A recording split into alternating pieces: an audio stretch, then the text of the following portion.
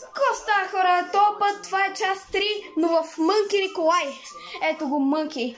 Сега, ще снимаме част 3 на лапичките едва. И Мънки си е купил лапичка. Но, все пак, аз искам ето това, помните ли тази лапичка от първа част в Кирчага? Абонирайте се за Мънки Николай, не гледайте броката на Мънки по ръката, цялата лапичка синята е в броката. Ага, да, вярно.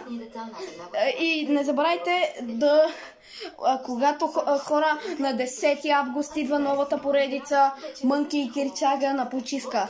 В смисъл на море. Така че и хора се абонирайте за тази поредица. Да, вижте лапичките. Тя само ви кажа, ще се снима, знаете ли къде? Не в нито в Мънки, нито в Кирчага.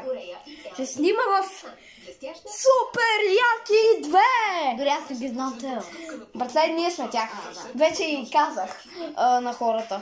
Да, хора, както казах, ние сме Супер Яките 2, но обаче това е нашият общ канал. И сме заедно. То си лечеше. А сега искате ли да... А сега ще кажете чао на...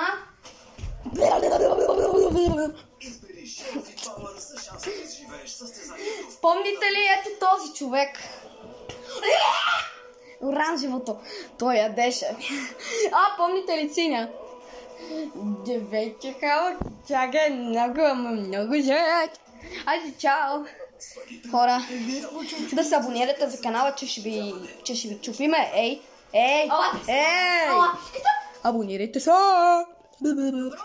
Абе, чакай.